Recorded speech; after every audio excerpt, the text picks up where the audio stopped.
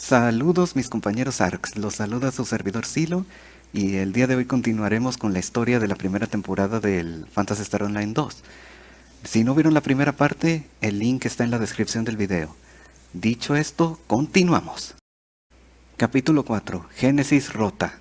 La historia de este capítulo y los próximos dos que van a ver a continuación empiezan con Persona siendo avistado en Naverius, Lilipa y Amdusia respectivamente. Y nosotros al escuchar los rumores de su avistamiento damos por hecho de que él a lo mejor anda buscando algo. En lo que seguimos el rastro de Persona nos encontramos con este Seno y él nos confiesa que en el pasado él solía ser un ranger, pero por cuestiones personales tuvo que escoger ser un hunter.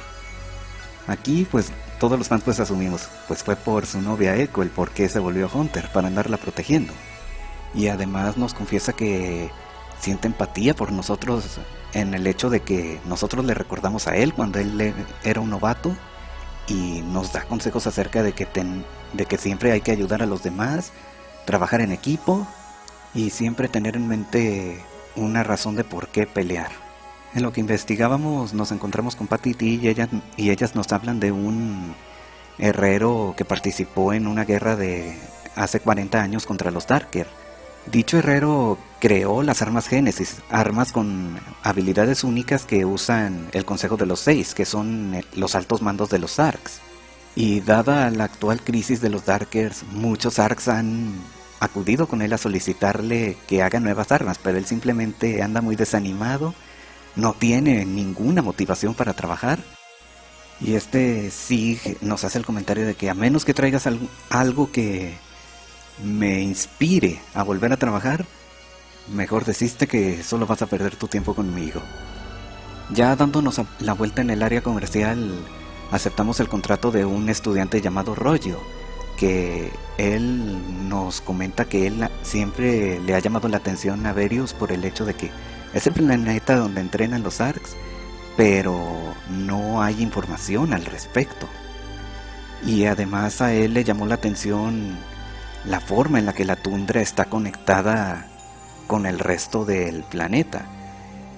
Y nos pide que vayamos a echarnos una vuelta para así él recopilar información y luego analizarla, para así llegar a un veredicto con respecto a una corazonada que él tiene acerca de ese planeta.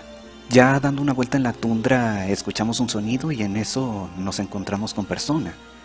Nos detenemos para observar sus movimientos y en eso Rollo nos llama preguntándonos por qué nos detuvimos. En eso nos alarmamos y andamos en plan de ¡cállate!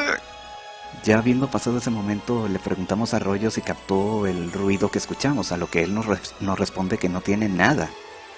Conforme vamos avanzando escuchamos cada vez más fuerte aquel sonido. Rollo nuevamente nos confirma que él no percibe nada en sus lecturas.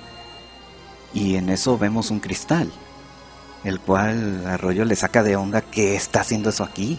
Se pregunta si eso fue hecho por el hombre. Por simple intuición sacamos lo que hay dentro del cristal, lo cual resulta ser un artefacto. Ya habiendo cumplido el objetivo íbamos a regresar, pero Persona resulta estar atrás de nosotros y sin advertencia nos ataca. Continuando con la pelea, este Seno aparece y nos salva. Persona se saca de onda ya que no esperaba que tuviéramos ayuda, y este Seno resulta que nos anduvo siguiendo porque tenía el presentimiento de que nos íbamos a meter en problemas. Y entonces Echo, al igual que Melvoncina, escanea a Persona con tal de averiguar quién es la persona detrás de la máscara, pero al no haber datos se saca de onda y Seno le pregunta quién es, pero Persona simplemente se queda silencioso. Seno toma ese silencio como un intento de intimidación, y en eso Persona nos amenaza diciendo, interfiere o te mato. Ya viendo que no hay manera de razonar con Persona, todos nos preparamos para pelear contra él. Y aquí nada más les muestro tantito de la pelea por el simple hecho de que me di cuenta que no debía haberla grabado como Ranger, ya que yo creo que resulta ser muy aburrida.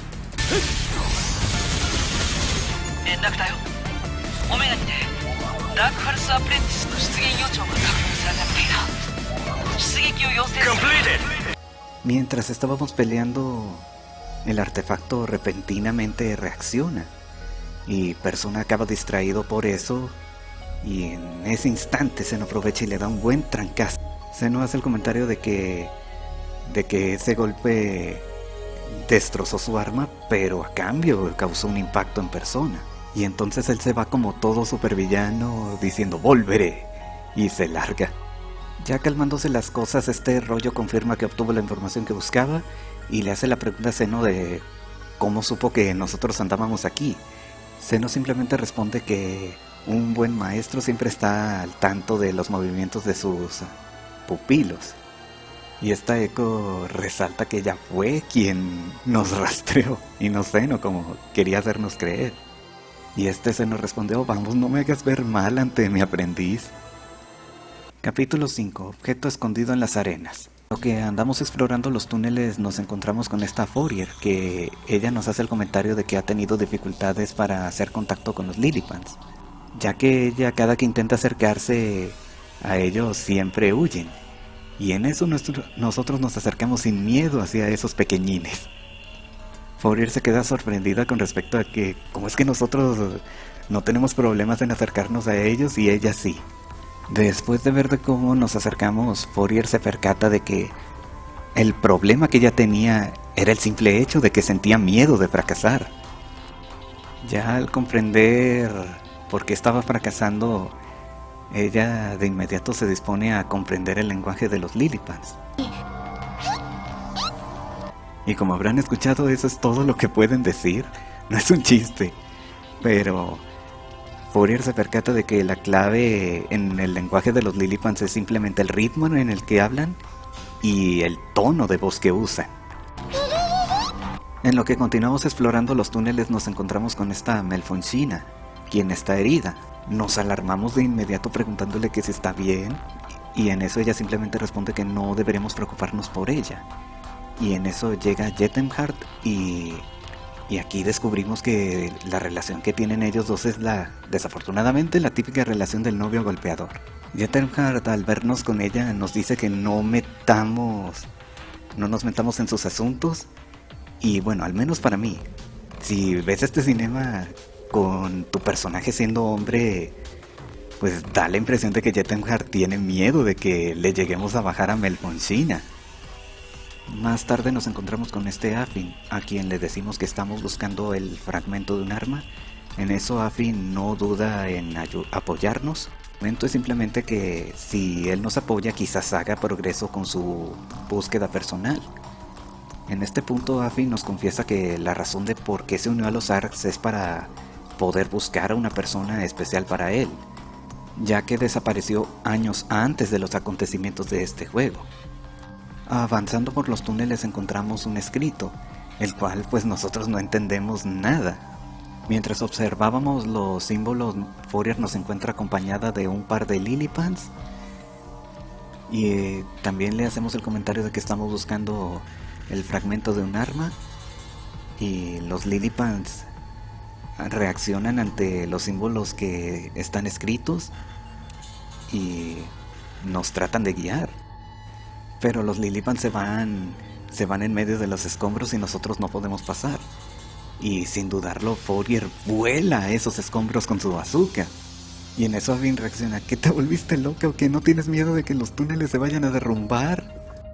Fourier responde, pues ya abrí un camino. Y en eso ella procede a seguir a los Lillipans. Continuando nuestra travesía, de manera inocente los Lillipans nos guían hacia donde puede estar el fragmento del arma. Y en eso aparece un robot guardián.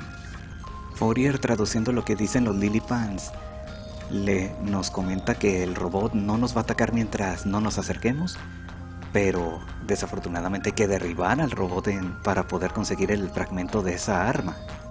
Fourier les hace el comentario de que a los Lillipans de que se queden atrás, en lo que nosotros peleamos contra el robot.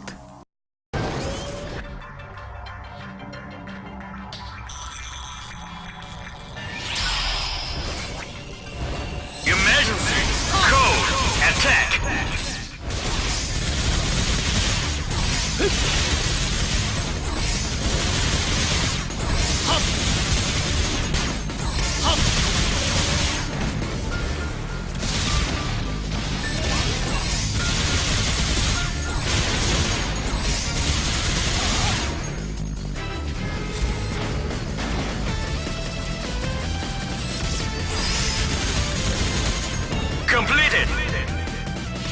Ya terminada la batalla, los Lillipans nos señalan dónde está el fragmento del arma. Pero al estar debajo de los escombros, Zafin da por hecho de que va a ser difícil quitarlos. Pero Fourier no duda en volar esos escombros. Después de la explosión se manifiesta otro cristal parecido al que vimos en Averius. Y de ese cristal sacamos otro fragmento del arma. Y ya una vez consiguiéndolo, Fourier, traduciendo lo que dicen los Lillipans, hace el comentario de que alguien había dejado ese fragmento hace mucho tiempo. No especifican, no hay ni una pista de cuánto exactamente, pero eso fue lo que sucedió. Capítulo 6. Objeto confiado a los dragones. En lo que estamos investigando nos encontramos con la profesora aquí frustrada por el hecho de que un Dragon King Alpha se les escapó. Su asistente Light ahí quejándose de que ya mejor desistamos, pero aquí no se quiere rendir por el hecho de que busca advertir a tantos clanes como sea posible de la infección de los Darker. Más tarde nos encontramos con el Dragon King Alpha que aquí estaba persiguiendo, llamado Ko Ryu. Él nos pide que le digamos a Aki que deje de perseguirlo, ya que está por colmar su paciencia. Yo especulo que el por qué Ryu no atacó a Aki es por el simple hecho de que pues él es un guerrero, ella es una científica, no vería honorable pelear contra ella. Y en lo que platicábamos está Aki llega, y el por qué persiste en perseguir a este Ryu es por el hecho de que él está en peligro. Después de un rato de estar persiguiendo a Ryu, vemos que él está agonizando de dolor. Aquí le pregunta si él ha estado peleando contra los Darkers en todo el tiempo que ha estado huyendo. Ryu responde con que simplemente no quiere su caridad. Y aquí responde, no es caridad, simplemente estoy cumpliendo mi deber, el cual es matar a los Darkers, como los que tienes adentro de ti. Ryu se queda sorprendido por lo que Aki le dice. Y a pesar de que ella le ofrece tratarlo, Ryu se niega por el hecho de que dañaría su honor. En eso Aki le pregunta si el honor no es más que una excusa para ser estúpido. ¿Acaso estás dispuesto de que la vida de tu planeta, toda tu cultura desaparezca por una pendejada como el honor? Solo es cuestión de que lo pienses, lo que te está pasando a ti también le está pasando a otros dragones. Y en eso Ryu comprende la situación y le pregunta a Aki si es posible matar a los Darker por completo. Aki responde que yo sola no, pero toda la facción de los Arcs como tal, sí. Y por esa razón tienes que aceptar nuestra ayuda. Y al escuchar el nombre de tu personaje, Ryu menciona que el sacerdote Haien del clan de las cuevas habló de nosotros, mencionando una profecía de un salvador, y cree que ese salvador se refiere a nosotros. Al día siguiente, en lo que continuamos nuestra búsqueda por el artefacto, nos encontramos con Zeno y Echo, quienes están aquí debido a que escucharon rumores del avistamiento de personas. En lo que nos hacían ese comentario, el patriarca nos encuentra, nos hace el comentario de que un artefacto que habían estado cuidando reaccionó y cree que es por nuestro personaje. Nos da instrucciones acerca de qué camino seguir y con eso nos devuelve el favor de haberle salvado la vida. Después de viajar por un rato nos encontramos con este Ryu, quien nos da más instrucciones acerca de qué camino seguir y para devolver el favor por el tratamiento que Aki le había dado, dejando a un lado sus cuestiones de honor. Sin embargo, él nos comenta que sigue sin confiar del todo en nosotros. Y volvemos a encontrarnos con esta persona y sigue de necio con querer matarnos, pero Ryu interviene enfrentando al intruso para que nosotros podamos proseguir. Después de haber luchado contra los Darkers para llegar al punto de reunión, conocemos a la máxima autoridad de los Dragon King, que se llama Gamitsu, quien por cuestiones de seguridad se comunica a través de telepatía, y aparte nos comenta que antes de entregarnos el artefacto nos quiere hacer una prueba de fuerza, debido a que el continente flotante es el territorio del clan Ko, clan el cual es el más guerrillero de todo el planeta. Peleamos contra Rera, una campeona de ese clan, quien por cierto es solo una niña. Y aquí hago una pequeña pausa para mencionar que ella tiene una cinta de voz única para esta escena, cinta que no tiene pues la versión normal del jefe en sí.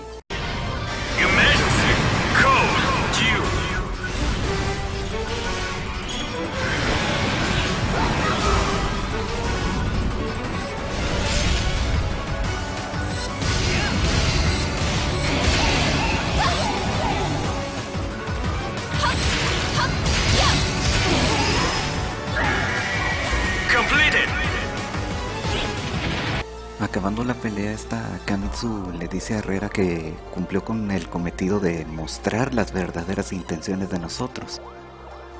Reera agradece la pelea y se marcha. Kamitsu, después de ver de lo que somos capaces, no duda en entregarnos el artefacto. Kamitsu nos comenta que el artefacto repentinamente cayó en manos de los dragones. El artefacto en sí les dio la instrucción de que lo resguardaran hasta que surgiera alguien digno de portarlo. Al final de cada capítulo siempre acudíamos con este Zig para entregarle las piezas del artefacto. Al ver las piezas, Zig nos confirma de que son en realidad partes de un arma. Al tener dichas piezas, Zig no solo recupera los ánimos, sino también nos comenta que va a restaurar el arma y gratis, como agradecimiento por haberle devuelto los ánimos, y se iría a su taller, el cual está en la nave ciudad de Themis. Recuerden bien ese nombre, ya verán por qué. Antes de avanzar, nada más quisiera hacer un comentario con respecto a esta Shion en esta historia. El propósito del segundo y tercer capítulo de la parte anterior fue para ganar aliados que nos faciliten la obtención de las partes del arma que recuperamos. A lo que yo tengo que decir, Shion, eres maquiavélica. Capítulo 7. Estado de emergencia. La historia comienza con nosotros viendo cómo ha estado todo mundo, la más destacada siendo la profesora Aki, que se volvió amiga de Reera, la dragona que enfrentamos al final del capítulo anterior. En cuanto a cómo se volvieron amigas, en respuesta de Aki, pues simplemente fue por cosas de mujeres. A lo largo de estos últimos capítulos llegamos a conocer una pareja de elfos llamados Ulk y Teodoro. Ulk es una civil que quiere ser una Arx, pero debido a que no tiene afinidad con los botones, es decir, ella no tiene poderes, no puede unirse a pesar de que ella quiere serlo con todo su corazón. Y por el otro lado está Teodoro, un elfo muy miedoso que resultó tener el poder necesario como para ser un mago prodigio, pero él no quería ser un Arx, él no quería unirse para pelear. Y por este contraste de ideas fue el por qué los dos terminaron peleados. Ya para este punto en la historia, Ulk, de tanto que se esforzó, terminó entrando a los Arcs como una coordinadora. Para cuando terminamos de ver a todo mundo, recibimos un llamado de emergencia alertándonos de que la nave ciudad Themis está siendo atacada por los Darker, nave en la cual estaba el taller de Zig. ¿Coincidencia? No lo creo.